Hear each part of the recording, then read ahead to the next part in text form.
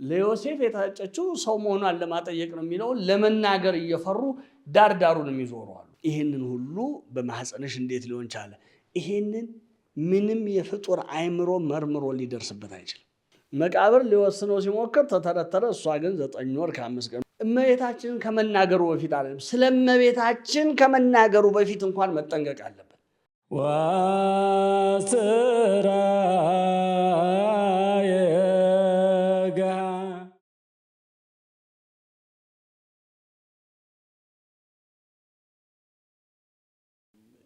የጌታን የጽንሱን ነገር መጽሐፍ ቅዱስ ሲዘግብ የሚጀምረው በ6ኛው ወር ብሎ ነው። በ6ኛው ወር መልአኩ ገብርኤል ከእግዚአብሔር አብ ዘንድ ተላከ ወደ ናዝሬት ገሊላ ዮሴፍ ለሚባል ከዳዊት ወገን ለሆነ ዮሴፍ ለሚባል ሰው ወደ ታጨች ወደ አንዲት ድንግል ዘንድ ተላከ። የድንግሊቱም ስም ማርያም ነበረ። ይሄ በጣም ዲስክሪፕቲቭ የሆነ ነገር ነው፣ ማለት ገላጭ ነው። በቃ አንድ ነገር አሻሚ ባልሆነ መንገድ ለመግለጽ ወንጌላዊው በምን ያህል ደረጃ ተጠንቅቆ እንደጻፈ ነው የሚያሳየው። እና ላኪ አለ፣ ተላኪ አለ፣ የተላከበት አድራሻ አለ። የተላከበት አድራሻ የተቀባዮቹ መልእክቱን የምትቀበለው ደግሞ አድራሻ አለ። በግልጽ ማንነቷ ተጠቅሷል። እና ወንጌላዊ ይህን ሁሉ ነገር በምን አይነት ጥንቃቄ ነው የጻፈው? ለምንድን ነው እንደዚህ ጠንቅቆስ መጻፍ ያስፈልገው የሚለው ያው እላዩ ላይ ቆይታ እንድናደርግ ይጋብዛል። ቆይታ እንድናደርግ እዚህ ውስጥ ምንድን ነው የተቀመጠው ሀሳብ የሚለው እንግዲህ የመጀመሪያው ላኪው ነው። ከእግዚአብሔር ዘንድ ተላከ ነው የሚለው። ከእግዚአብሔር ዘንድ የሆነ ነገር ሁሉ እውነት ነው። ከእግዚአብሔር ዘንድ የሆነ ነገር ሁሉ ሕይወት ነው። ከእግዚአብሔር ዘንድ የሆነ ነገር ሁሉ ይፈጸማል።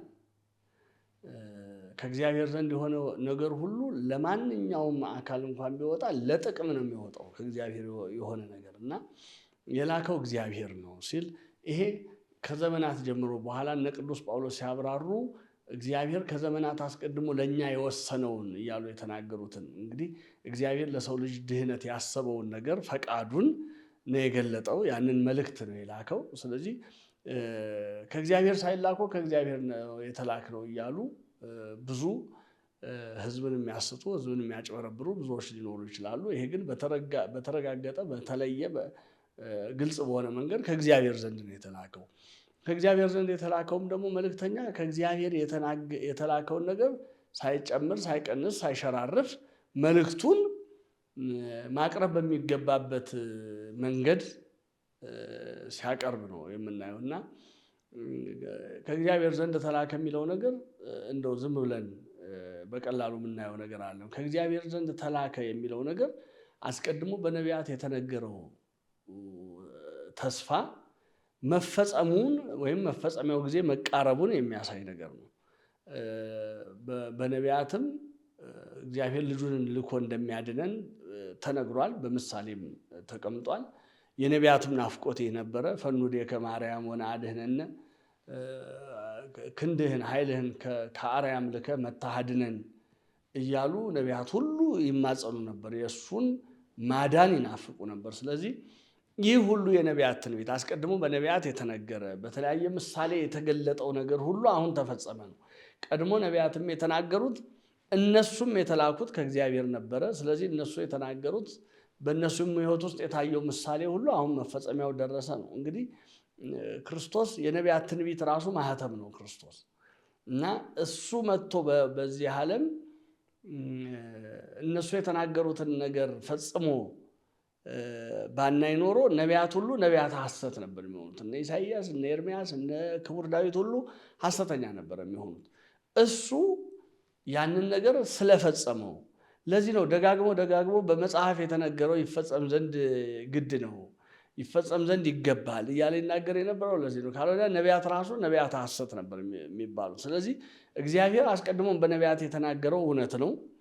ያ በነቢያት የተናገረው ተስፋ የሆነ እውነት ተስፋ በተስፋነት ይጠበቅ የነበረው ሕይወት አሁን ደግሞ በኩነት በሚታይ ነገር በተገለጠ ነገር ተፈጸመ። ያ ነገር እንዲፈጸም ቀድሞም በነቢያት እንዲነገር ፈቃዱ የሆነ እግዚአብሔር አሁን ደግሞ በመልአክ ብስራት ያ ነገር እንዲሆን ፈቃዱ መሆኑን የሚያሳይ አነጋገር ነው። መጥቶ ተልኮ ደግሞ ይሄን የተናገረው ገብርኤል የሚባል መልአክ ነው። እንግዲህ አንድ መልአክ ተልኮ መጥቶ ተናገረ አይደለም፣ የመልአኩ ስም ሁሉ ተጠቅሷል። የመልአኩ ስም ገብርኤል ይባል ነበር። ይሄ ገብርኤል በዛን ጊዜ ለነበሩ ለዕብራውያን ገብርኤል የሚባል መልአክ አዲሳቸው አይደለም። ማለት ይህንን መልአክ ያውቁታል። በአባቶቻቸው መጽሐፍ፣ በአባቶቻቸው ታሪክ ትርክት ውስጥ የዚህን መልአክ ስም ያውቃሉ። ይህ መልአክ ከእግዚአብሔር ዘንድ እየተላከ ምን ነገር እንዳደረገ ሲማሩ፣ ሲያስተምሩ፣ ሲተርኩ የኖሩ ህዝቦች ናቸው።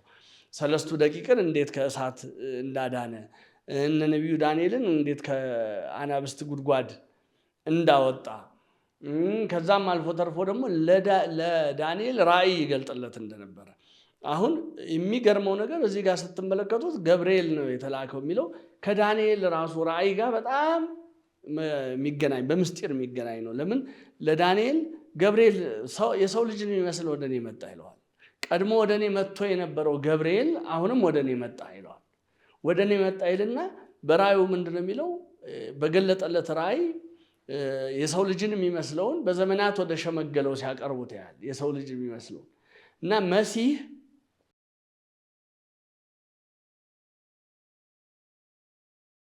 አስቀድሞ ዳንኤል ሲናገር እናየዋለን። እና ይህ ዳንኤል የሚናገረውን ራእይ የገለጠለት ወይም ያንን ራእይ ያሳየው መልአኩ ገብርኤል ገብርኤል ወደ እኔ መጣ ብሎ ነው የሚናገረው። እና ጸሎቱ መሰማቱን ከእግዚአብሔር ዘንድ የተፈቀደለትን ነገር እንዲያይ ይሄ ነገር ከእግዚአብሔር ዘንድ ትእዛዝ እንደወጣ መጥቶ ለዳንኤል አንተ የእግዚአብሔር ሰው ሆይ የእግዚአብሔር ተወዳጅ ሆይ ብሎ የሚነግረው ቅዱስ ገብርኤል ነው።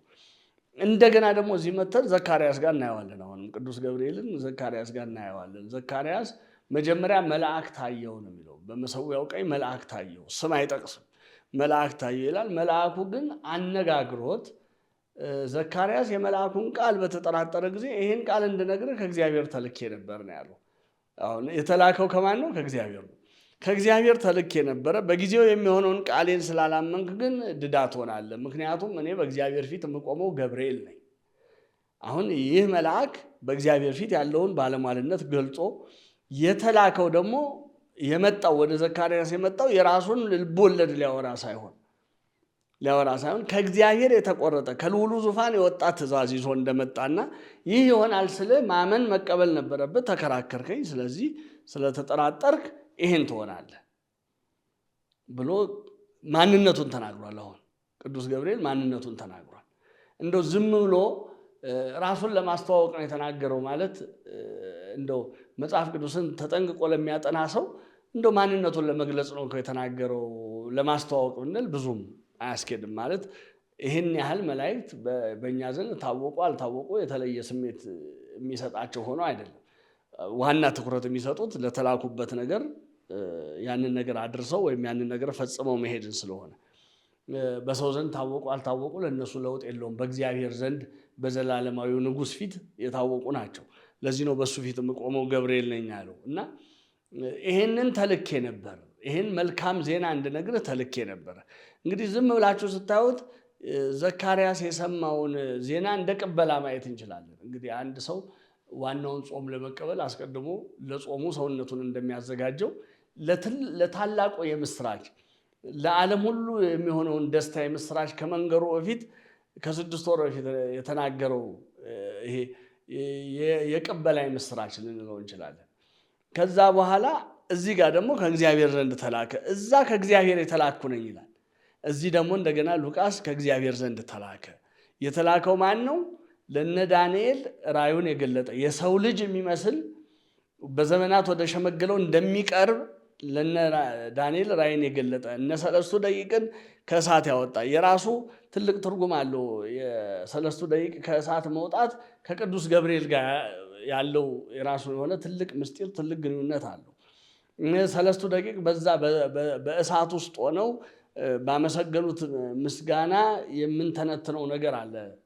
ትልቅ 33 ጊዜ ነው ደጋግመው ያንን ነገር በዛ በእሳት ውስጥ ምስጋና የሚያቀርቡት እና እነዚህ ሁሉ ነገሮች የራሳቸው ምስጢር አላቸው።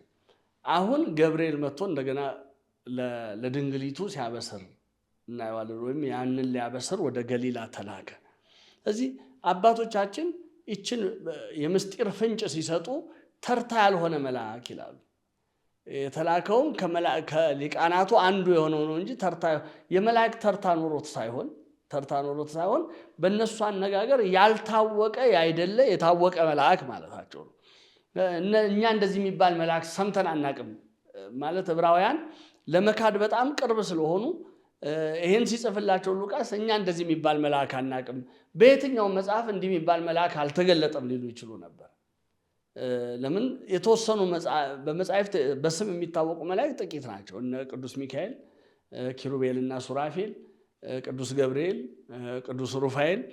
ከዛ ውጪ ብዙ እንግዲህ በሄኖክ መጽሐፍ እነ ኡራኤል ይታወቃሉ እንጂ በስም የሚታወቁ መላእክት በጣም እነዚህ ጥቂት ናቸው። እንግዲህ መላእክት እልፍ አእላፋት ናቸው። ከነዛ ውስጥ በስም የሚታወቁ እነዚህ ናቸው። ስሙን ያልገለጠ መልአክ መጥቶ ቢሆን አስቷት ነው። የተናገረውም ሐሰት ነው፣ የተወለደውም ሐሰተኛ ክርስቶስ ነው እንጂ እውነተኛው አይደለም። ምክንያቱም እንዲህ የሚባል መልአክ ተሰምቶ አያውቅም ይሉ ነበር። አሁን የሚታወቅ መልአክ መጥቶ እንዲህ ነው ብሎ የምስራቹን ነገራት። እንግዲህ ይችም ድንግሊቱም ለዮሴፍ የታጨች ናት። ጉዳዩ ደግሞ የሆነው በስድስተኛው ወር ነው። ይቺ ስድስተኛው ወር እንግዲህ የመጀመሪያው ቀላሉ ከላይ የምናየው ቀላሉ ትርጉም ስድስተኛው ወር የሚለው የዮሐንስ መጥምቅን መጸነስ ነው። ዮሐንስ መጥምቅ በተጸነሰ በስድስተኛው ወር ነው። ለዘካርያስ ባበሰረ በስድስተኛው ወር ነው እመቤታችንን ሊያበስራት የመጣው የሚለው ይሄ በቀላሉ እዛው ወንጌሉን አስተውሎ ለሚያነብሰው የማይሰወር ነገር ነው። ሌላው ግን አባቶቻችን ስድስተኛው ወር ሲል ስድስተኛው ሺህ ማለቱ ነው ይላሉ። 5500 ዘመን ሲፈጸም እና ስድስተኛው ሺህ ሲብት የሆነ ነው። ይሄ ስድስተኛው ሺህ ሲገባ 5500 ዘመን ሲፈጸም ማለቱ ነው። በስድስተኛው ወር የሚለው 6000ን ዓመት ሲያመለክት ነው ይላሉ። ይሄ ደግሞ ስድስት ቁጥር ደግሞ የራሱ የሆነ ከዚህ ከቁጥር ጋር በተገናኘም 6 7 8 እያልን የምንተረጉማቸው ስድስት የሰው ቁጥር ነው። በስድስተኛው ቀን የተፈጠረው ስለዚህ ስድስት የሰው ቁጥር ነው። ሰባተኛው ቀን የፍጹምነት ማሳያ ነው። ለምን? ሰው በስድስተኛው ቀን ላይ ቢፈጠርም ወደ እረፍት እንዲገባ ነው የተፈጠረው። ወደ ሰባተኛው ቀን ወደ እረፍት እንዲያልፍ ነው የተፈጠረው። ግን እዛው 6 ቀን ላይ ቀርቷል። እሱ እንደውም ከ6 ቀንም ወርዷል። እንግዲህ ከነበረው ባህሪ መጎስቆል ጋር በተያያዘ የምናነሳቸው ነገሮች አሉና ስድስተኛው ሺህ ሲገባ ጌታችን እንደተወለደ የምናይበት እንደገና 6 ቀን እንዳልኩት እዚህ ጋር የምናያት እንግዲህ ስድስተኛው ሺህ ላይ ተወለደ። ስድስተኛው ቀን ላይ ወይም ስድስተኛው ሺህ ላይ የተወለደው በሰባተኛው ቀን ላይ እረፍታችን የሚሆን እግዚአብሔር 6 ቀን ፈጠረ፣ ሰባተኛው ቀን ላይ አረፈ ሲል በነገራችን ላይ የሚፈጥረውን ፈጸመ ለማለት ነው እንጂ ደክሞት ሰው የሚያርፍ ሆኖ አይደለም። መፍጠር ፈጸመ፣ ከዛ በኋላ መፍጠርን አቆመ ለማለት ነው እንጂ እሱ ደክሞት የሚያርፍ አምላክ ሆኖ አይደለም። ግን ለምንድን ነው ያችንስ እረፍት የፈጠራት? ሰራ ለነ ሰንበተ ለእረፍተ ዚአነ እንላለን። ለእረፍታችን ሰንበትን ሰራለን እና ይህቺ እረፍት ማናት? የፍጥረት እረፍት ክርስቶስ ነው። ዓለምን የምታሳርፈው ሆይ ብለን አምላካችንን እናመሰግናለን በቅዳሴ። ዓለምን የምታሳርፈው ሆይ የምንለው ምንድን ነው? እረፍታችን ክርስቶስ ስለሆነ። ስለዚህ ሰባተኛዋ ቀን ለክርስቶስ ምሳሌ የሆነ አይኖረች ናት። ሰው ስድስተኛው ቀን ላይ ድካም አግኝቶታል። ከዛ ከድካም ያረፈው በሰባተኛዋ ቀን እና አሁን ስድስተኛው ሺህ ላይ መጣ። ስድስተኛው ሺህ ላይ መጥቶ እኛን ወደ እረፍታችን ይዞን እንደገባ የምናይበት ነው። ሌሎችም እንደዚህ ከስድስት ጋር ተያይዘው የሚተረጉሙ ብዙ ነገሮች አሉ። ለምሳሌ በምድረ በዳ ሲሄዱ እስራኤላውያን 6ቱን ቀን መና ይለቅማሉ። 6ኛው ቀን ለሰባተኛውም ቀን የሚሆን ልቀሙ ይባላል። 6ኛው ቀን ላይ የለቀሙትን ነው 7ኛው ቀን ላይ የሚመገቡት። እንግዲህ እኛ እስካሁን ድረስ በ6ኛው ሺህ ወደዚህ ዓለም የመጣውን ህብስተ ሕይወት ነው እስካሁን ድረስ እየበላን ያለ ነው እና ይሄ ከዚህ ሁሉ ጋር የተያያዘ ነው። በስድስተኛው ወር የሚለውን ሲናገር ይህንን ሁሉ ምስጢር አብሮ ያቀፈ እንደሆነ በአባቶቻችን ትምህርት እናያለን። ስለዚህ ይሄ እዚሽ ጋር እንኳን ያለችው በስድስተኛው ወር መልአኩ ገብርኤል ከእግዚአብሔር ዘንድ ተላከ። የተላከውም ናዝሬት ገሊላ ነው። ያውም ከዳዊት ወገን ለሆነ ዮሴፍ ለሚባል ወደ ታጨች ወደ አንዲት ድንግል ነው። ብዙ አሁን አንዱ በክርስትናው ዓለም ከሚያከራክሩ ማለት ለክርክር የሚያመቹ ሆነው ሳይሆን መቼም ይሄ ከሰው ልቦና ዲያብሎስ ምንጊዜም የሰው ልቦና ውስጥ ክፋትን መጨመሩ አይቀርምና ቅዱስ ጳውሎስ እንደሚለው የዚህ ዓለም ገዢ እውነትን እንዳያዩ የሰዎችን ልብ አሳወረ ይሌለ አሳወረ ልባቸው እና እውነትን እንዳያዩ እያሳወረ የራሳቸውን ልብ ወለድ ብቻ ይዘው ስለሚነሱ ነው እንጂ የምናነሳው። እመቤታችን ለዮሴፍ ታጨች፣ ከዳዊት ወገን ለሆነ ለዮሴፍ። እዚህ ላይ ራሱ ምልክት ይሰጣል። ለምንድን ነው የታጨችው? ይቺ ድንግል የታጨችው ዮሴፍ ለሚባል ሰው ነው ብሎ ማብቃት ይችል ነበር፣ ግን አላበቃም። የታጨችው ከዳዊት ወገን ለሆነ ዮሴፍ ለሚባል ሰው ነው ብሎ ይናገራል። እና አባቶቻችን ይችን ይይዙና እመቤታችን ለዮሴፍ የታጨችበት የመጀመሪያው ምክንያት ምንድነው? ከዘር ገብቶ እንዲቆጠርላት ነው። በዕብራውያን ልማድ በሴት ስለማይቆጥሩ በምንም ተአምር ዘር በሴት ስለማይቆጠር፣ ስለዚህ ከዘር ገብቶ እንዲቆጠርላት። ለምን? መሲሁ ይወለዳል ተብሎ የሚነገረው በብሉይ ኪዳን በየትኛውም ትንቢት በየትኛውም ምሳሌ የተነገረው ከዳዊት ዘር እንደሚወለድ ነው። ስለዚህ ከዳዊት ዘር መወለዱን በኋላ አንቀበልም እንዳይሉ ከዘር ገብቶ እንዲቆጠርላት። እመቤታችንም ከዳዊት ወገን ናት። ከዳዊትና ከአሮን ወገን ናት። እመቤታችንም ራሷ ግን በሴት ስለማይቆጠር ዮሴፍ ከዘር ገብቶ እንዲቆጠር። ለዚህ ነው ከዳዊት ወገን ለሆነ ዮሴፍ ለሚባል ሰው እና በኋላም ደግሞ በልደቱ ጊዜ የሰዎች ቆጠራ ሲታወጅ በአውግስጦስ ቄሳር ሲታወጅ የዳዊት ሀገር ወደሆነች ወይም የዳዊት ዕጣ የዳዊት ከተማ ወደ ነበረች ወደ ቤተልሔም የመሄዳቸው ምስጢር ራሱ ከዳዊት ወገን ስለሆኑ ነው። እና አንዱ ለዮሴፍ የታጨችበት ምክንያት ከዘር ገብቶ እንዲቆጠርላት ነው የምንለው ይሄንን። ሁለተኛው ለዮሴፍ የታጨችው እመቤታችን ኃይል አርያማዊት እንዳልሆነች ለማሳየት ነው፣ ወይም ሰው መሆኗን ለማጠየቅ። እመቤታችን ሰው መሆኗን ለማጠየቅ በእርሷ ላይ የተደረገውን ነገር አይተው በእርሷ ላይ የተደረገውን ነገር ሰምተው ከሰማይ የወረደች ኃይል ናት እንጂ ሰው አይደለችም የሚሉ አሉ። ያ እንዳልሆነና ሰው እንደሆነች በባህሪ ከኛ አንዷ እንደሆነች፣ ያ ባይሆን ምካዘ መድን አንላትም፣ የባህሪያችን መመኪያ አንላትም። ቅዱስ ጳውሎስም ኢነሶ ለዘነሶ እመላእክት አላም ዘር አብርሃም የነሳውን ስጋ ከመላእክት አልነሳውም። እንግዲህ ኃይል አርያማዊት ለሚሉት የነሳውን ስጋ አስቀድሞ በዕብራውያን መልእክቱ የነሳውን ስጋ ወይም የነሳውን ባህሪ ከመላእክት ባህሪ አልነሳውም፣ ከመላእክት ስጋ ከመላእክት አካል አልነሳውም፣ የነሳው ከአብርሃም ዘር ነው ብሎ ይናገራል። አብርሃም ሰው እንደሆነ የታወቀ ነው። ስለዚህ እመቤታችን በባህሪ በፍጥረት ሰው ናት። በቃ ይህንን መካድ ማለት የባህሪያችን መመኪያ ናት የምንለውን ጭምር አብረን መካድ ነው። ስለዚህ እመቤታችን ልዩ ናት ሲል አሁን ከሴቶች ተለይተሽ ሲላት እመቤታችን ከሴቶች ልዩ የሚያደርጋት ባህሪያዋ አይደለም። በባህሪማ ሴት ናት ወይም በባህሪ ሰው ናት፣ ከሰው ወገን ናት፣ ሴትም ናት። እመቤታችን ከሴቶች ልዩ የሚያደርጋት ምንድነው? ንጽህናዋ፣ ቅድስናዋ፣ ክብሯ፣ በእርሷ ላይ የተደረገው ነገር ከሌሎች ሴቶች ልዩ ያደርጋታል እንጂ እመቤታችንን በባህሪ እመቤታችንን ሰው በመሆን እንደኛ አይደለችም ካልን የባህሪያችን መመኪያ አይደለችም ልንል ነው። እሱም ደግሞ ሰው አልሆነም ልንል ነው። ትንሽ ቆይተን እሱም ሰው አልሆነም፣ ሰው ካልሆነ ደግሞ እንዴት አዳነን የሚል ጥያቄ ደግሞ ሊመጣል። ስለዚህ ሰው መሆኗን ለማጠየቅ ሰውማ ባትሆን እንዴት ትታጭ ነበር? አሁን አይ ሰው አይደለችም ከላይ ከአርያም የመጣች ኃይል ናት ብሎ እንዴ ሰው ባትሆን ነው እንዴ የታጨችው ታዲያ? እና አንዳንዶች ይህንን ለዮሴፍ የታጨችው ሰው መሆኗን ለማጠየቅ ነው የሚለውን ለመናገር እየፈሩ ዳርዳሩን የሚዞሩ አሉ። ዳርዳሩን የሚዞሩ ምንም ዳርዳር መዞር አያስፈልግም። እመቤታችን ለዮሴፍ ታጭታ ነበር ማለትም ደግሞ ክብሯን አይቀንሰውም። ለምን? በዚያን ጊዜ የነበረ ወግ ነው፣ ልማድ ነው፣ ስርዓት ነው።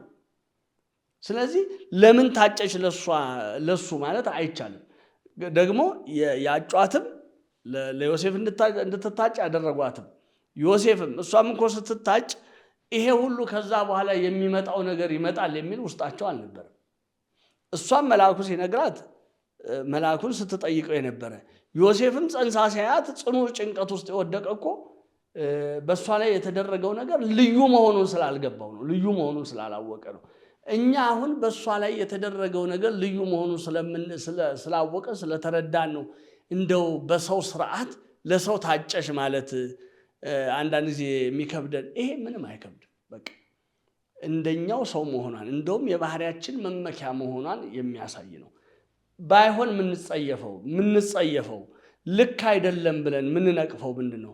ከዚያ በኋላ ጌታችንን ከወለደች በኋላ ባለው ጉዳይ ለሚያነሱት ጥያቄ እመቤታችን ሌሎች ልጆች አሏት እንዲህ ብለው እነ ሄልቪዲየስን የመሳሰሉ መናፍቃን ለሚያነሱት ተረት ያንን ሰውነታችን ትጸየፈዋለች፣ አይምሯችን ይጸየፈዋል። ይህንን ምክንያቱስ እውነት ስላልሆነ ሌላ አይደለም፣ እውነት ስላልሆነ እና አሁን አንዳንዶች ይህንንም እንደ ነውር የሚያወታል። ቢሆንም እኮ ነውር አይደለም። በዛን ዘመን እኮ አግብቶ መውለድ እኮ ትልቅ እኮ እንደ ክብር። እንደውም አግብተው ያልወለዱ ነበሩ ይሳቀቁ የነበረው። ስለዚህ አግብተው ቢወልዱ ይህን ያህል ነውር አይደለም። ግን እውነት አይደለም፣ አልተፈጸመም። ያልተፈጸመ ነገር ስለሆነ ነው ልክ አይደላቸው የምንለው እንጂ በራሱ ጋብቻና መውለድ ነውር ሆኖ አይደለም። ግን እመቤታችን ቅድመ ጸኒስ፣ ጊዜ ጸኒስ፣ ድህረ ጸኒስ፣ ቅድመ ወሊድ፣ ጊዜ ወሊድ፣ ድህረ ወሊድ በድንግልና ጸንታ ነው የኖረችው። በቃ እመቤታችን ይሄ በዕደ ብእሲ መዳሰስ የሚባል ነገር የለም በእርሷ። እንዲህ አይነት ነገር አይነገርም ለሷ። እንደውም አባቶቻችን ጳጳስ በተቀመጠበት ወንበር ቄስ፣ ንጉሥ በተቀመጠበት ዙፋን ማነው ራስ ደጃዝማች ሊቀመጡበት እንደማይችሉ መለኮት ወይም አምላክ ባደረበት ማህፀን ፍጡር ሊያድርበት አይችልም። የነ ሕዝቅኤልም ትንቢት ይህንን ነው የሚያሳየው።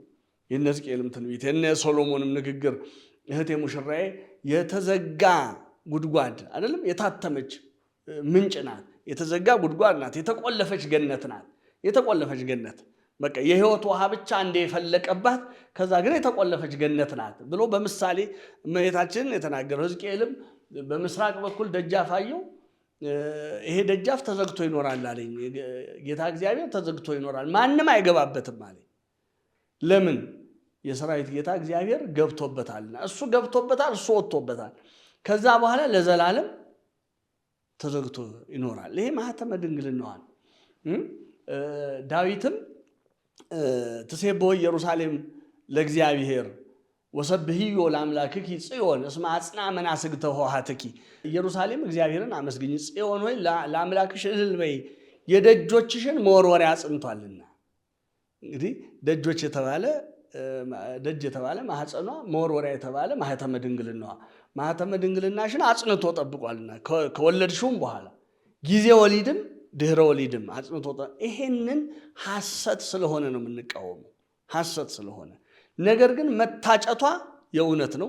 መታጨቷ ሰው መሆኗን ለማጠየቅ ነው። ይህንን ሁላችንም መረዳት ያስፈልጋል። ሌላው እንደ አባቶቻችን ንግግር እመቤታችን ለዮሴፍ የታጨችበት ምክንያት ጽንስ ለማሳት ነው ይሉናል። ጽንስ ለማሳት ማለት ምንድነው? ዲያብሎስ በተለመደው ተፈጥሯዊ መንገድ ነው ጽንስን የሚያውቀው።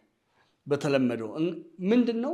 እግዚአብሔር የዲያብሎስን ተንኮሉን በጥበብ ነው ያፈረሰበት።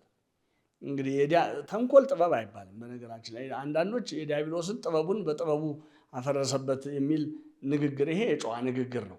ዲያብሎስ ጥበብ የለውም። ዲያብሎስ ተንኮል ነው ያለው። ተንኮልና ጥበብ ይለያያሉ። ጥበብ ለበጎ የሚውል ነው። አንዳንድ ሰዎች ይሄ እንግዲህ ይሄ ምንድነው እኛ የምንለው ይሄ ምትሃቱን፣ ጥንቆላውን፣ ዳርክ ማጂክ የምንለውን ወይም በእኛ ሀገር ምትሃት፣ ጥንቆላ፣ ይሄ አጋንንት መሳቡን ከአጋንንት ጋር ውል መግባቱን በዚህ አንዳንድ ነገር ይማሩና በዚህ ውስጥ ተምረው ጥበብ ብለው ይናገራሉ። ይሄ ጥበብ አይደለም። ይሄ ተንኮል፣ ይሄ ክፋት፣ ይሄ ርኩሰት ነው የሚባለው እንጂ ጥበብ አይባልም። ዲያብሎስም ጥበብ የለውም። ጥበብ ኖሮት አያውቅም። ዲያብሎስ ከተባለ በኋላ እሱ ከክብሩ ከተዋረደ በኋላ ጥበብ ኖሮት አያውቅም። ጥበብማ ቢኖረው ትልቁ ጥበብ ምንድን ነው? እግዚአብሔርን መፍራት አይደለም እንዴ? የጥበብ ሁሉ መጀመሪያ እግዚአብሔርን መፍራት ነው። ጥበብማ ቢኖረው በዚህ ነገር በተጠቀመበት ነበር፣ በተመለሰ ነበረ። ጥበብማ ተለይተዋለች። ዲያብሎስን ጥበብ ተለይተዋለች። ጥበብ አሁን በእኛ ነው ያደረች። ጥበብ በእኛ ነው ያደረች እና ጥበብ የለውም ዲያብሎስ፣ ተንኮል ነው ያለው። የዲያብሎስን ተንኮሉን እግዚአብሔር በጥበብ ሊያፈርስበት። አሁን ያ ሲሆን ምንድን ነው ዲያብሎስ የሚያውቀው? ምንጊዜም ሴቶች ሲጸንሱ በወንድ ባህሪ ታግዘው እንደሚጸንሱ ነው የሚያውቀው። በዘር በሩካቤ እንደሚጸንሱ ነው የሚያውቀው። ልክ በዘር በሩካቤ ልጅ ሲጸነስ ደግሞ ያንን ጽንስ ከማህፀን ጀምሮ ይቆራኘው ነበር ይላሉ አባቶቻችን። ከማህፀን ጀምሮ ይቆራኘው ነበር። አሁን ግን መንገድ ለወጠበት።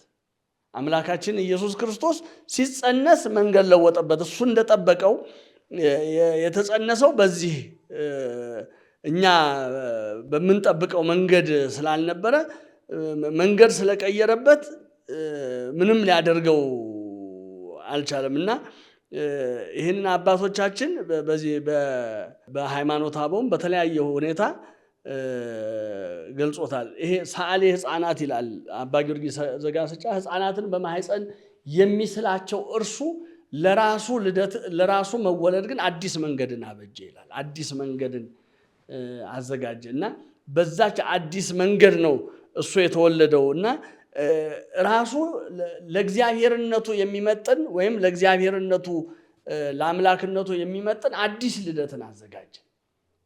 አዲስ ልደት ይህንን አባ ጊዮርጊስ ዘጋስጫ ነው የሚናገረው እና አዲስ ልደትን አዘጋጀ። ሕፃናትን ሌላ ጊዜ በተፈጥሯዊ መንገድ ይሄ በአባት ዘርና በእናት ደም ይስል የነበረው ሰዓሊ ሕፃናትን በማህፀን የሚቀርጽ ለራሱ ግን ሌላ አዲስ መንገድን በልደቱ አዲስ መንገድን አዘጋጀ ብሎ ይናገራል። ስለዚህ ዲያብሎስ አዲስ መንገድ ስላዘጋጀበት ያንን መንገድ ሊያውቀው አልችልም። በጥበቡ ሰወረበት። እሱ በስጋ ከይሲ ተሰውሮ አዳምና ሔዋን እንዳሳታቸው መድኃኒታችን ደግሞ በስጋ በእሲ ተሰውሮ ያንን ጥበብ የዲያብሎስን ተንኮሉን ሊያፈርስበት ስለሆነ እመቤታችን ለዮሴፍ ታጨች። ተፈጥሯዊውን መንገድ ሲጠብቅ መንገድ ቀየረበት እና ዲያብሎስ ከጽንስ ጀምሮ ግራ እንደተጋባ ነው። ጌታችን ከተጸነሰበት ጊዜ ጀምሮ ግራ እንደተጋባ ነው። ጌታችን በስጋ ከተገለጠበት ጀምሮ ሁኔታውን ያይና ፈራ ይላል። እንደገና ደግሞ ሲያየው ደግሞ ደከም ያለ ይመስለውና ደግሞ ሰው ነው ብሎ ይቀርባል። ሰው ነው ብሎ ሲቀርብ ደግሞ ያልጠበቀው ነገር ይገጥመዋል። አሁን ለምሳሌ ተራበ ሲባል አይ ሰው ነው ብሎ ያስባል። 5000 ሰው ሲመግብ ሲያይ ደግሞ ግራ ይገባዋል። ሲደክም ሲያየው አይ ሰው ነው ይላል። የደከሙትን ደግሞ ሲያበረታ ሲያይ ግራ ይገባዋል። እንዲህ እያለ ነው መስቀል ላይ ደረሰው። መስቀል ላይም የመጨረሻውን ከክብሩ መዋረድን ያችን ጽዋ የተጎነጨ መጨረሻ ሰውን የጋታትን ጽዋ መልሶ እሱ የተጋታት የዛን ጊዜ ነው እና ይሄ አንዱ ለዮሴፍ የታጨችበት ምክንያት እሱ ነው የምንለው ያ ነው። ሌላው እመቤታችን ለዮሴፍ የታጨችበት ምክንያት ከውግረት ሊያድናት ብሎ እንግዲህ ዮሴፍ የእመቤታችን ጠባቂዋ ብለን ስንናገር አንዱም እንግዲህ የሚጠብቃት ከዚህ ነው። ከአይሁድ ቁጣ፣ ከአይሁድ ዘለፋ፣ ከአይሁድ ክፋት ለእመቤታችን ጠባቂዋ ሆኗል። በሌላም ደግሞ ከዛ በኋላ ጌታን ከወለደች በኋላ በነበረባት በዛ ሁሉ በመከራ ዘመኗ ዮሴፍ አጋዧ፣ አገልጋዩዋ፣ ጠባቂዋ፣ ረዳቷ ሆኖ አብሯት ኖራል። ይሄ የቅዱስ ዮሴፍ በጣም የሚገርመው ነገር በጣም ቅዱስ ዮሴፍ ታላቅ በዚህ በነገረ ስጋዌ ውስጥ ማለት አምላካችን ኢየሱስ ክርስቶስ ሰውን ለማዳን ወደዚህ ዓለም በመምጣቱ ሂደት ውስጥ በከፍተኛ ሁኔታ ካገለገሉት አገልጋዮች መካከል አንዱ ቅዱስ ዮሴፍ። ግን ብዙ ጊዜ የቅዱስ ዮሴፍ ክብሩ፣ አገልግሎቱ፣ ቅድስናው ጎልቶ ሲነገርለት አይሰማም እንጂ ቅዱስ ዮሴፍ በእመቤታችንና በጌታችን አብሶ የጌታችን የልጅነት ወራት የወጣትነት ወራት ውስጥ ትልቅ አሻራ፣ ትልቅ ቦታ፣ ትልቅ ስፍራ የነበረው ሰው ነው። የጸራቢው ልጅ እየተባለ የሚነገርም ለዚህ ነው። ከእርሱ ጋር አብሮት እያዋለው እሱ የሚሰራውን ስራ እያሳየው እንደ አባት እንዳሳዳጊ አባትነቱ ምንም ነገር ሳያጎድል ስላሳደገው ዮሴፍ ትልቅ ቦታ ያለው ሰው ነው እና ይህ ዮሴፍ እመቤታችን ድንገት ጸንሳ ብትገኝ በአይሁድ አስተሳሰብ ከተፈጥሮ ስርዓት ውጪ በአይሁድ አስተሳሰብ ብቻ ሳይሆን በማንኛውም ሰው አስተሳሰብ ከተፈጥሮ ስርዓት ውጪ ሰው ይጸነሳል ተብሎ አይታሰብም። ስለዚህ በስርዓቱ ደግሞ ከተሄደ አንዲት ሴት ልትጸንስ የምትችለው ከባሏ ነው። ከባሏ ውጪ ካልጸነሰች ደግሞ ልትጸንስ የምትችለው በዝሙት ነው። ከሁለት ውጪ ሊሆን አይችልም። ስለዚህ እመቤታችን ለዮሴፍ ገና እጮኛው ናት እንጂ ሚስት አይደለችም። ስለዚህ እመቤታችን ጸንሳ ብትገኝ ወይም ዮሴፍ ራሱ ለዮሴፍ ባትታጭ ኖሮ ብቻዋን እያለች ለዮሴፍ ራሱ ሳትታጭ ብቻዋን እያለች እመቤታችን ጸንሳ ብትገኝ ይቺ ሴት ለማንም አልታጨችም፣ የማንም ሚስት አይደለችም። ስለዚህ ምንድን ነው የሚሆነው? የጸነሰችው በኃጢአት ነው ተብሎ ነው የሚታሰበው። ስለዚህ የሚጠብቃት ምንድን ነው? በድንጋይ ተወግሮ በእሳት ተቃጥሎ መገደል ነው። አሁን ግን ለዮሴፍ እጮኛ ናት። እንደው በእጮኝነት ዘመን ራሱ ይሄንን ማድረግ የማይቻል ቢሆንም በስርዓቱ ለምን እንደ አባቶቻችን ትምህርት ለዮሴፍ እጮኛ አድርገው ሲሰጡት እንካ እስክናሰናብትህ ግን እንዳትነካ ብለው ነው የሰጡት። ስለዚህ በእጮኝነት ስርዓት ውስጥ ይሄ የባልና የሚስት ግብር መፈጸም አይቻልም። ግን ሆኖ ቢገኝ እንኳን ከተግሳጽ ያለፈ አግባት ብሎ ተቆጥቶ የተወሰነ ነገር እንደ ቀኖና ተሰጥቶ ይሄን አድርጉ ተብሎ ወደ ጋብቻ እንዲሄዱ ከማድረግ ያለፈ እስከ ውግረት የሚያደርስ ነገር አይመጣም እና መጽሐፉም በጣም በሚደንቅ ሁኔታ እጮኛዋ ዮሴፍ ጻድቅ ሆኖ ሊገልጣት ስላልወደደ ይላል። ጻድቅ ሆኖ ሊገልጣት ስላልወደደ እመቤታችንን አሳልፎ መስጠት አልፈለገም እና አንዳንድ ጊዜ እዚህ ላይ ነው እንዴ ዮሴፍ እመቤታችን ከየት እንደጸነሰች ከማን እንደጸነሰች በማያውቅበት ሁኔታ በኦሪት ደግሞ ይሄ ነገር ኃጢአት መሆኑን እያወቀ እንዴት ለሷ ኃጢአት ሽፋን ይሰጣል? ሽፋን ከሰጠ እሱ ራሱ ኃጢአተኛ ነው ማለት ነው። ለምን የእግዚአብሔርን ሕግ ነው እየተላለፈ ያለው ብለው ሲናገሩ አባቶቻችን ምን ይላሉ? ዮሴፍ ጻድቅ ኦሪት አይደለም፣ የኦሪት ጻድቅ አይደለም፣ ጻድቅ ሐዲስ ነው። የሐዲስ ኪዳን ጻድቅ ነው። ስለዚህ የሐዲስ ኪዳን ደግሞ ትልቁ መመሪያ ምንድነው? ምህረትን እወዳለሁ ነው። በቃ ምህረትን እወዳለሁ፣ መስዋዕትን አይደለም ምህረትን። ይሄ በነቢያትም የተነገረ ቃል ነው። ስለዚህ ለዚህ ነው እመቤታችንን አጋልጦ ያልሰጣት ብሎ ይናገራል። ያ የሚያሳየው ምንድነው? እመቤታችን ለዮሴፍ የታጨችበት አንዱ ምስጢር ከውግረት ሊያድናት መሆኑ ነው እና እነዚህ ሁሉ ነጥቦች ስለ ጽንሰቱ ስናነሳ ልናነሳቸው የሚገቡ ነገሮች ናቸው። አንድ ክርስቲያን የጌታን ከእመቤታችን መጸነስ ሲያስብ በጽንሰቱ ከእናቶቻችን ማህፀን ጀምሮ ባርኮልናል። እንዳለው ከህፃናት ቁራኝነትን አጥፍቷል። አሁን ዲያብሎስ በተፈጥሯዊ ስርዓት የሚጸነሱትን ሁሉ ይቆራኝ ነበረ። እመቤታችን ሴቶችን ሁሉ ወክላ ጌታን ስትጸንሰው፣ ምክንያቱም መጽነስ መውለድ ለሴቶች የተሰጠ ነው። ስለዚህ እመቤታችን ሴቶችን ወክላ ሁሉ ስትጸንሰው የእናቶቻችን ማህፀን ሁሉ ተባረከ።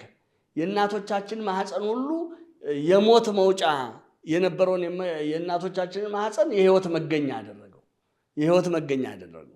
ከዚህ በኋላ ከእናቶቻችን ማህፀን የሚወለድ ይሄ የስጋ ስርዓት ስለሆነ ነው እንጂ ወደ ሞት አንሄድም። አሁን እኛ አፋችን ላይ ቃሉ ተጣብቆ ቀርቶ ነው እንጂ እንሞታለን የምንለው ሞት አይደለም። ይሄን እስመ አልቦሙ ለአግብርቲከ ሞት አላ ፍልሰት ነው።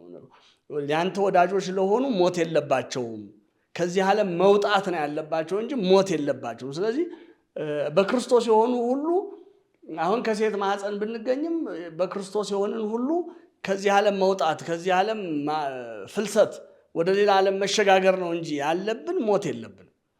ስለዚህ የእናቶቻችንን ማህፀን ቀደሰው፣ ከህፃናት ቁራኝነትን አጠፋ። አሁን በማህፀን የሚቆራኝ ጋኔን የለም አሁን ህፃናት። ስለዚህ ከህፃናት ቁራኝነትን አጠፋ፣ የእናቶቻችንን ማህፀን ባረከው፣ ቀደሰው።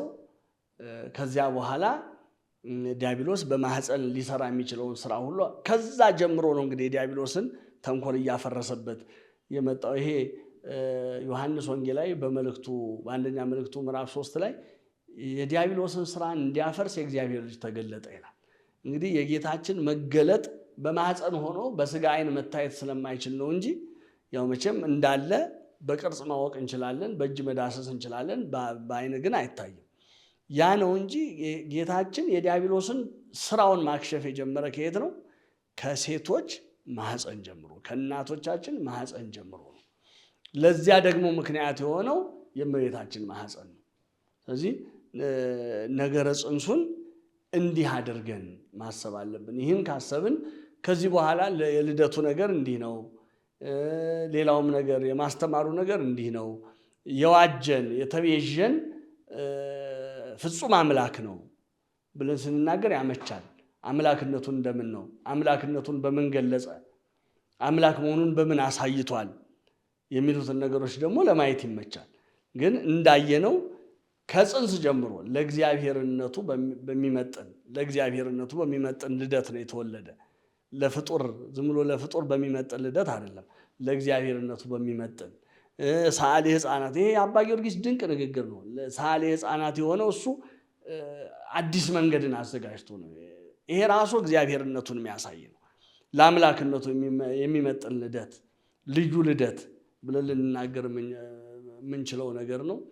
እንግዲህ የእመቤታችንን የጽንሷን ነገር ስናስብ ቅድምም እንዳነሳ ነው በእድሜ የሚቀድማትን እሱን በእድሜ የምታንሰው መጽነሷ፣ እሱም ደግሞ ከዘላለም ከቀድሞ ጀምሮ የነበረው ደግሞ በዘመን ከምታንሰው መወለዱ፣ ፈጣሪ በፍጡር ማህፀን ማደሩ፣ ፍጡር የሆነች እመቤታችንን ፈጣሪን ለመውለድ መቻሏ፣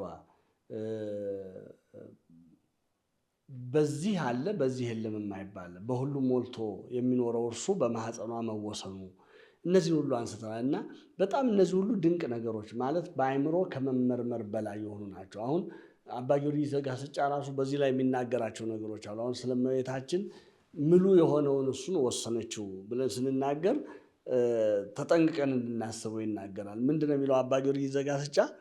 በመለኮት አካል መጠን ሰው ሆኖ ቢሆን ይላል። በመለኮት አካል መጠን ሰው ሆኖ ቢሆን የዓለም ስፋት ባልበቃው፣ ድንግልም እናት ለመሆን ባልቻለችው ነበር ይላል። በመለኮት አካል መጠን ለምን መለኮት በሁሉ የመላ አይደል የምንለው? በሁሉ ስንል በ20 ዓለማት አለ፣ ከ20 ዓለማት ውጭም አለ። በዛ ሁሉ የመላው መለኮት በዛ በምልአቱ በመለኮት አካል መጠን ሰው ልሁን ቢል እንግዲህ ድንግልም ባልቻለችው የዓለምም ስፋት ራሱ ባልበቃው ነበር ይልና ከባህሪዋ ሳትለወጥ ባለችበት ሁኔታ እናት ሆነችው። ከጠባብነቷ ሳትለወጥ የ15 ዓመት የ16 ዓመት ብላቴና መጠን ኖሯት በዛ መጠን ነው እንግዲህ እመቤታችን ጌታን የጸነሰችው። ከዛ መጠን የማንኛውም ሴት ማህፀን ሳይዝ ባለው መጠን ነው የጸነሰችው እንጂ የእሱን ምልአት በማሰብ እሷ ከዛች ከነበራት አካላዊ መጠን አልተለወጠችም። ስለዚህ ነው አልተለወጠች የሚለው። አባ ጊዮርጊስ በሰዓታትም ያደንቃል። ጽበተ ከርስኪ ሰፋ ምርህ በሰማይ ይላታል። የማህፀንሽ ወይም የሆድሽ መጥበብ ከሰማይ ይልቅ ሰፋ ይላታል። ይሄ ረቂቅ ነገር ነው። አሁን ይሄ ረቂቅ ነው። ጠባቧ እንዴት ሰፋች? ምሉ የሆነው ሳይጎድል፣ ምሉ የሆነው ሳይከፈል፣ ከምልአቱ ሳይከፈል ሳይጎድል እንዴት ብሎ በማህፀኗ አደረ? በጣም ረቂቅ ነው። ከምልአቱ ሳይጎል እንዴት ነው የተጸነሰው? በጣም ግሩም ነው። እርሱም ወደ አርያም ከፍታ ሳያወጣት እርሷም የዳርቻዎችን ዳርቻ ሳትመላ ከስጋዋ ስጋን ተዋህዶ ልጅ ሆናት። እሷም እንግዲህ ለምልአቱ ይሄ ነው ተብሎ ሰማያ ሰማያትን ሳታክል ዳርቻዎችን ሁሉ ሳትመላ እንዲሁም በነበራት መጠን በ15 ዓመት ብላቴና መጠን እያለች ከስጋዋ ስጋ ከነፍሷ ነፍስ ነሳና እሷ እናት ሆነችው፣ እሱ ልጅ ሆናት ብሎ አባ ጊዮርጊስ ዘጋስጫ በዚህ በመጽሐፈ ምስጢር የስቅለት ንባብ አሁን በስቅለት በሚነበበው በየዓመቱ የስቅለት ዕለት በሚነበበው ንባብ ያነሳል። አሁን ይሄንን እንዴት ነው ይሄ ምስጢር ታዲያ እንዴት ነው ወሰነችው ብለን ስንናገር የማይወሰነውን ወሰነችው፣ እያልን ስንናገር ታዲያ ምን ማለት ነው የሚለውን አባቶቻችን በቅዳሴ ማርያም ትርጓሜ ሲያብራሩ ወሰነችው ቢሉ የማዕረጓን ደግነት የእመቤታችን የክብሯን ደግነት መናገር ነው እንጂ እርሱንስ የሚወስነው ማንም የለም ይላሉ። ግን የእሷን የክብሯን ደግነት የማዕረጓን ደግነት ለማሳየት ነው እንጂ እሱን የሚወስነው የለም። ስለዚህ ወሰነችው ስንል እየተናገርን ያለነው ዓለምን መልቶ የነበረው ማህፀን ክትት ብሎ በእመቤታችን ማህፀን ውስጥ ብቻ ተገኘ ማለት አይደለም። በእመቤታችን ማህፀን ውስጥ አለ። ከእመቤታችን ማህፀን ውስጥም ከእመቤታችን ማህፀን ውጭም በዓለም መልቶ አለ።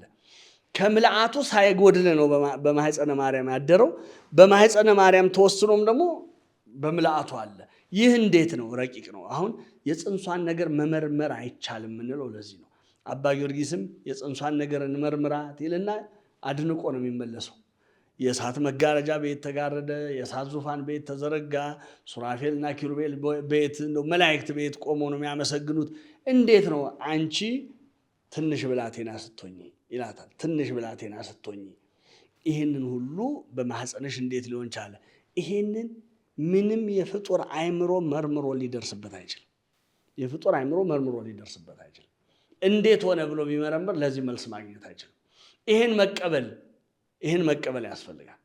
እንዲህ አይነት ማለት ከትዕቢት የነጻ ህሊና ሊኖረን ያስፈልጋል። እና ቅዱስ ኤፍሬም ሶርያዊም መቃብር ሊወስነው ሞከረ ይላል። ጌታን መቃብር ሊወስነው ሊይዘው ሞከረ፣ በሶስተኛው ቀን ተተረተረ ይለዋል። ድንግሊቱ ግን መለወጥ ሳያገኛት 9 ወር ተሸከመችው።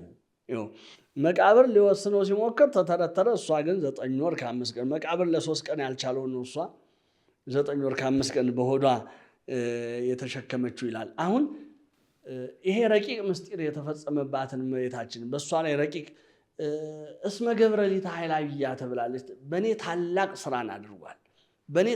ስራን አድርጓል። ክቡር ዳዊት አስቀድሞ ከተናገረው ጋር የሚጣቀስ ንግግር ነው የተናገረችው። ነኪር ነገሩ በእንቲአኪ ሀገረ እግዚአብሔር፣ የእግዚአብሔር ከተማ ሆይ በአንቺ የተደረገ ነገር ድንቅ ይባላል ብሎ ተናግሯል። እሷም በኋላ ምን አለች? በእኔ ታላቅ ስራን አድርጓል። በእኔ መመርመር የማይችል ለመመርመር ከባድ የሆነ ወይም በፍጡራን በስጋዊ ደማዊ አእምሮ በህሊና ሰብም ሆነ በህሊና መላእክት ሊመረመር የማይችል ነገር በእኔ አድርጓል። እንግዲህ ይሄንን ማድነቅ በቃ በእመቤታችን ላይ የሆነውን ነገር ማድነቅ፣ እመቤታችን ይሄ ነገር በእሷ ይፈጸም ዘንድ የተገኘችበትን ሁኔታ የንጽህናዋን፣ የቅድስናዋን፣ የክብሯን ነገር ማድነቅ፣ እሱም ይሄንን እኛን ለመዋጀት ለእኛ ቤዛ ለመሆን በዚህ ደረጃ ትሁት መሆኑን ማድነቅ። ከዛ ውጭ ዝም ብሎ በስጋዊ ደማዊ አእምሮ ወይም በፍጥረት ስርዓት ውስጥ ገብተን ነገሮችን በእመቤታችን ላይ የተደረገውን የፅንሷን ነገር በፍጥረት ስርዓት ውስጥ እንደሚደረገው ለመመርመር ከሞከርን ከባድ ነው የሚሆነው። አባ ጊዮርጊስ ዘጋስጫም ለዚህ ነው ማርያም መጽሐፍ ዘኢያነብበኪ ቆላፍ፣ ማይም የማያነብሽ ወይም ደግሞ አእምሮ የተቀሰፈ ሰነፍ የማያነብሽ መጽሐፍ ነሽ ይላታል እመቤታችን። ይሄ ድዳ የሆነ ድዳ ስል በአንደበቱ አይደለም፣ ወይም የስጋ የአንደበቱ ልቱትነት አይደለም። በነፍሱ ድዳ የሆነ በነፍሱ ማይም የሆነ በነፍሱ ቆላፊ ያልተገዘረም ማለት ነው። ያልተገዘረ መንፈስ ያለው ሰው የሚያነብሽ መጽሐፍ አይደለሽም አንቺ ይላታል አባ ጊዮርጊስ ዘጋስጫ። እመቤታችን እንዲህ አይነት ናት። ስለዚህ ሰው እመቤታችንን ከመናገሩ በፊት እመቤታችንን ከመናገሩ በፊትማ ከባድ ነው። እመቤታችንን ከመናገሩ በፊት አይደለም፣ ስለ እመቤታችን ከመናገሩ በፊት እንኳን መጠንቀቅ አለበት።